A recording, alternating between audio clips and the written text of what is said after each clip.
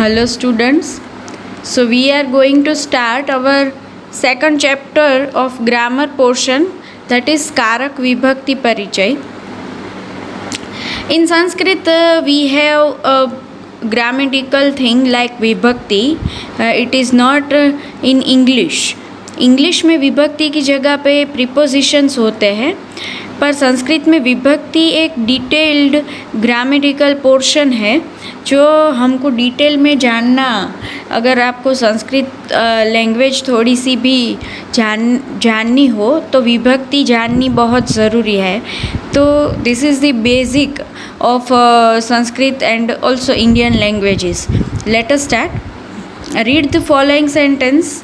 त्वं यानेन गृहं गच्छसि, शिक्षकात् छात्राः वेदस्य मन्त्रं पठन्ति, छात्रः प्रश्नस्य उत्तराणि लेखिन्या सच्चिकायां लिखति. संस्कृत टू इंग्लिश में कुछ जो चीज़ें ट्रांसलेट की गई है आपकी बुक में, that is very complex and I according to me that is sometimes misleading. So ये हम ग्रामर का जो है वो आपको ट्रांसलेशन एग्ज़ाम में कहीं पे भी पूछते नहीं है, जैसे टेक्स्ट का ट्रांसलेशन पूछते हैं. तो ये हम ऑलमोस्ट अब जब तक पॉसिबल हो तब तक इंग्लिश में ना पढ़ते हुए हिंदी में पढ़ने की कोशिश करेंगे. तो यहाँ पे आपको बताया है कि उसमें ऊपर जो अभी सेंटेंसेस हमने देखे उसमें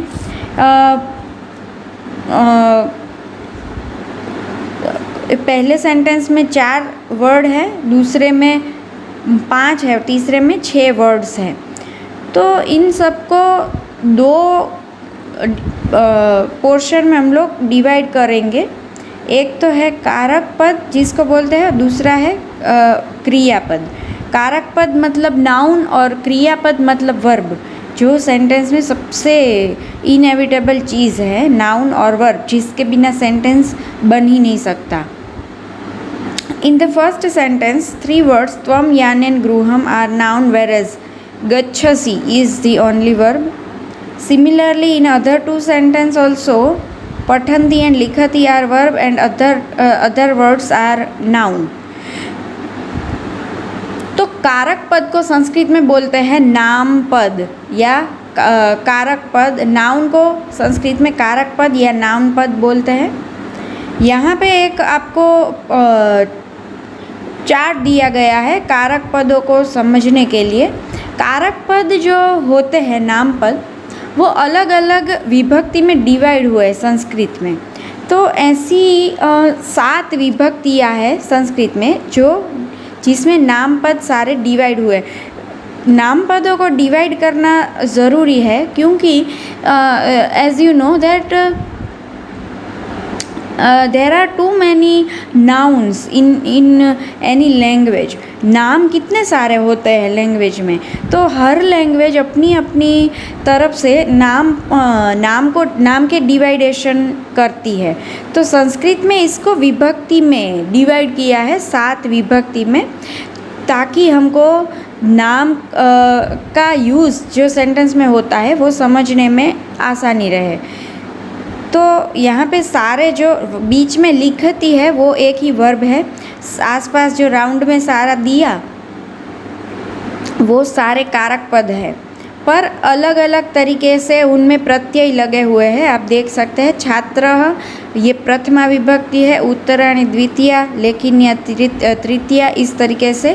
तो पीछे के प्रत्यय, नाम के पीछे के प्रत्यय विभक्ति के हिसाब से बदलते रहते हैं संस्कृत में.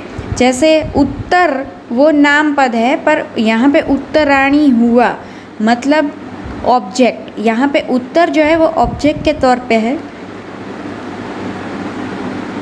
तो इसलिए उसके पीछे नी प्रत्यय लगा. यहाँ पे लेखिन्या मतलब लेखिनी, ये ओरिजिनल नाउन है, पर लेखिनी का लेखिन्या हुआ मतलब पेन से, विथ पेन.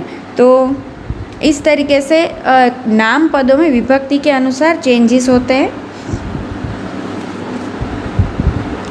तो यहाँ पे हमको बताया कि अलग अलग 6 नाम के प्रयोग हुए हैं यहाँ पे।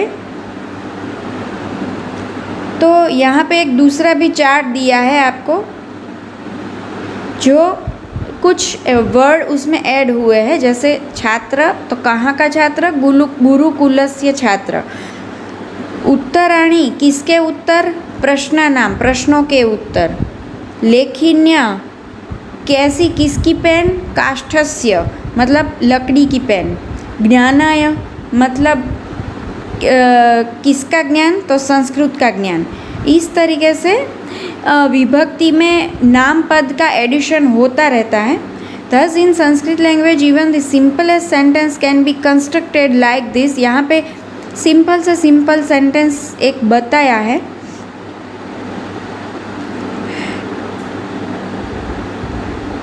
जो ऊपर के सारे विभक्ति, यहाँ पे सारी विभक्तियाँ यूज़ हो चुकी है, तो सारी विभक्ति का यूज़ करके अगर हम एक सेंटेंस बनाएं, हर बार ये नहीं होता है कि एक सेंटेंस में सारी विभक्तियाँ आनी ज़रूरी हो।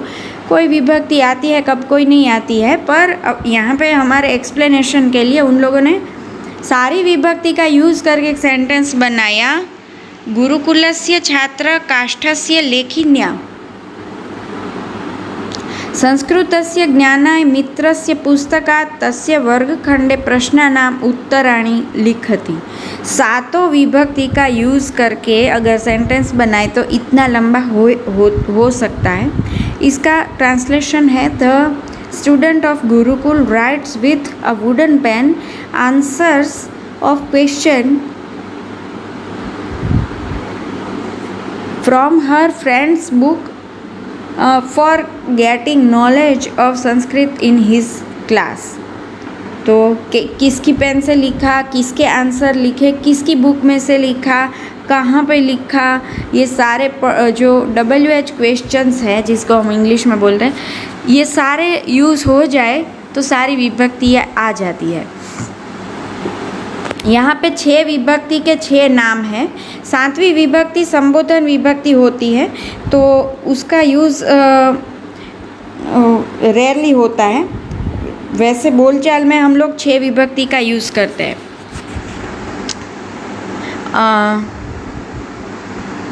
अपार्ट फ्रॉम दिस, संबोधन is also used in a sentence. संबोधन एक विभक्ति है जो कि 7वीं विभक्ति, 1 से 6 विभक्ति मेन है और 7वीं संबोधन विभक्ति होती है। फॉर एग्जाम्पल, हे गुरु, मतलब किसी को एड्रेस करना। गुरुकुलस्य छात्र उत्तराणि लिखति। हे गुरु मतलब ओ गुरु, ऐसे किसी को एड्रेस करते हो तो वो 7वीं विभक्ति बनती है। संस्कृत में एड्रेस करते हैं उससे हम लोग। यहाँ पे हम देख सकते हैं कि सब कारक को कहने के लिए कुछ एडिशनल साउंड यहाँ पे यूज़ किए गए हैं कारक को बोलने के लिए।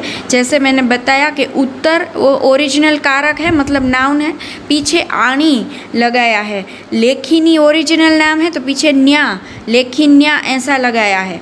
तो वो जो लगते हैं उसको बोलते हैं विभक्ति के प्रत्यय। मतलब हर विभक्ति के अनुसार पीछे वाले जो प्रत्यय होते हैं वो चेंज होते हैं।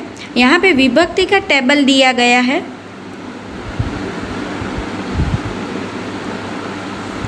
संस्कृत में 7 विभक्ति है। यहाँ पे विभक्ति को वो लोग नाउन केसेस बताते हैं और पीछे जो लगता है वो अल्टीमेटली प्रपोजिशंस है। तो यहाँ पे आप नॉमिनेटिव, एक्यूजेटिव, इंस्ट्रूमेंटल वगैरह याद ना रखो, सिंपली आप ये याद रखो, प्रथमा, द्वितीया, तृतीया, चतुर्थी, पंचमी, षष्ठी, सप्तमी और संबोधन, ऐसे ही नाम याद रखो। प्रथमा विभक्ति है कर्ता जो कि सब्जेक्ट मेन है सेंटेंस में। सेकंड है कर्म जो कि ऑब्जेक्ट सेकंड मेन। थर्ड है करण, संप्रदान, अपादान, संबंध, अधिकरण और संबोधन।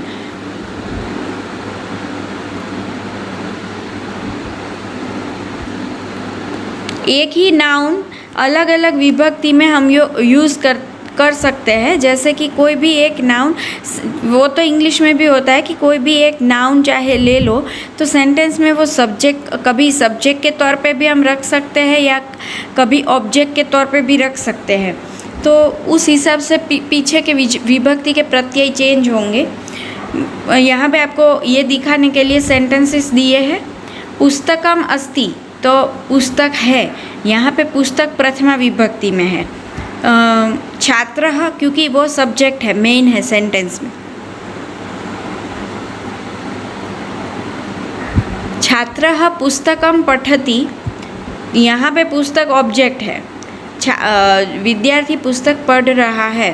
पुस्तकेन ज्ञानम भवति, यहाँ पुस्तक तो सेम है पर पुस्तक से ज्ञान मिलता है, तो यहाँ पे वो करण विभक्ति बन जाती है।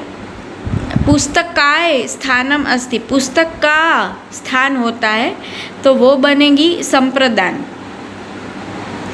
पुस्तकात् श्लोकम लिखति, पुस्तक में हम लोग श्लोक लिख सकते हैं, पुस्तक में से हम लोग श्लोक लिख सकते हैं तो वो बनेगी अपादान।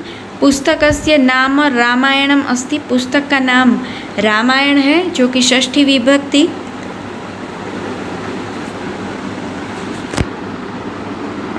संबंध विभक्ति।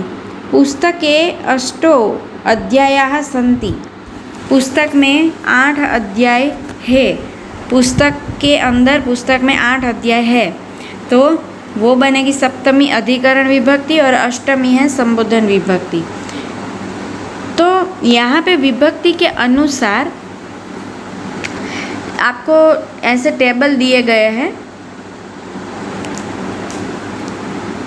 देव जो कि अकारांत पुल्लिंग है पुस्तक की ही तरह, तो उसको इस तरीके से पुस्तक के पीछे आप विभक्ति के अनुसार जो चेंजेस हुए, पुस्तक नाउन था एक, उसके पीछे पुस्तकम, पुस्तकेन, पुस्तकाय, पुस्तकात्, पुस्तकस्य, पुस्तके, इतने चेंजेस हुए विभक्ति के अनुसार।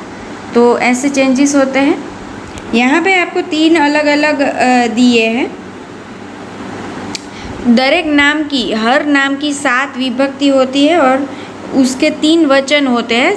जैसे इंग्लिश में सिंगुलर और प्लूरल 2 ही होते हैं, पर संस्कृत में सिंगुलर, ड्यूअल और प्लूरल ऐसे 3 वचन होते हैं। वचन मतलब अगर एक हो तो सिंगुलर, 2 हो तो ड्यूअल और 2 से ज़्यादा हो तो प्लूरल।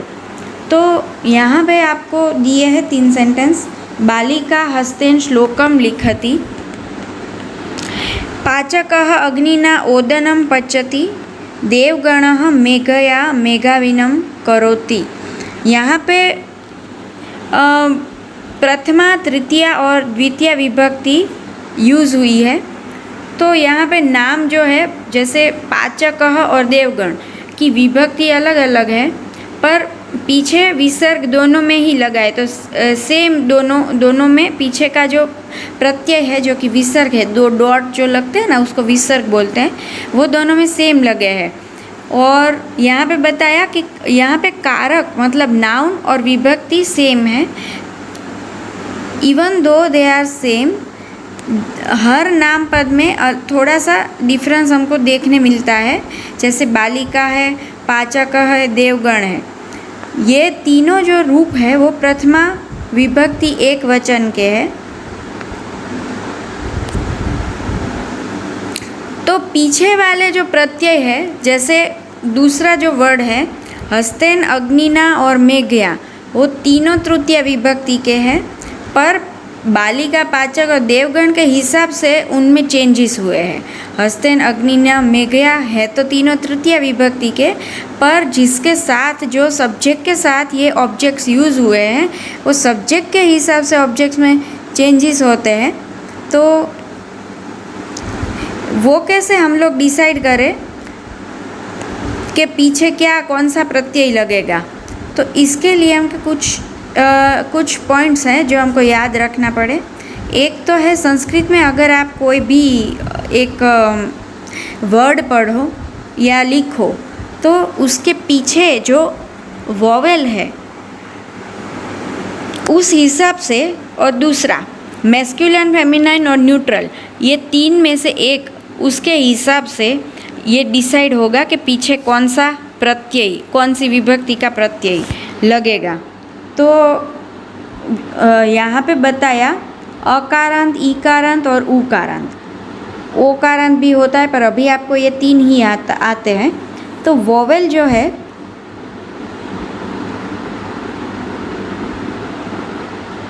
वोवेल इंग्लिश में सिर्फ ए ई आई ओ यू है, पर संस्कृत में 12 है।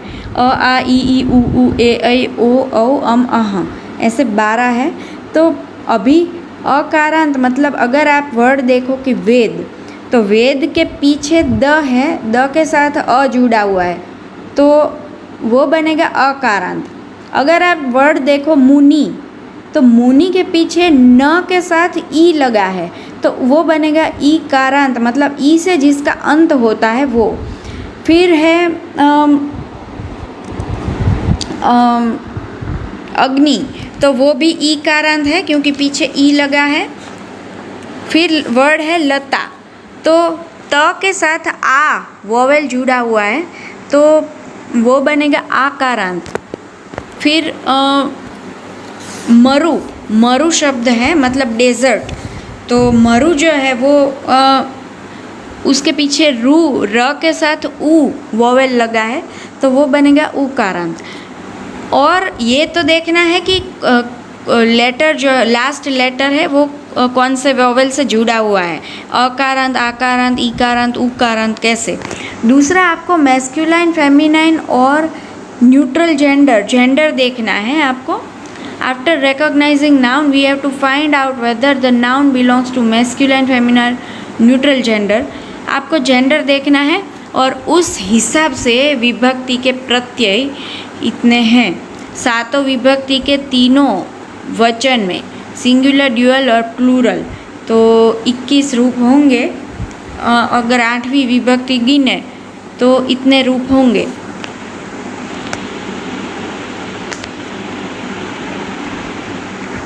ये जन का टेबल है, मतलब जन में पीछे न के साथ अ वोवेल जुड़ा है, तो वो बनेगा अकारांत। और जन मतलब इंसान, संस्कृत में वो मैस्कुलाइन है, तो अकारांत पुल्लिंग ऐसा बनेगा। वैसे ही मुनि जो है, मुनि मतलब ऋषि मुनि जो होते हैं, मुनि पुल्लिंग शब्द है मतलब मैस्कुलाइन, पर ई कारांत है क्योंकि लास्ट लेटर न है, न के साथ ई जुड़ा, मुनि, तो ई कारांत पुल्लिंग है। इस तरीके से भानु मतलब सूर्य, वो भी पुल्लिंग है पर उकारांत, न के साथ उ जुड़ा हुआ है, तो भानु, तो उकारांत पुल्लिंग। तो सारे में अलग अलग थोड़े से रूप में चेंजेस होते हैं विभक्ति में, तो ये आपको याद रखना पड़ेगा। सारा मतलब जो स्त्रीलिंग का भी दिया है, आकारांत स्त्रीलिंग, ईकारांत स्त्रीलिंग और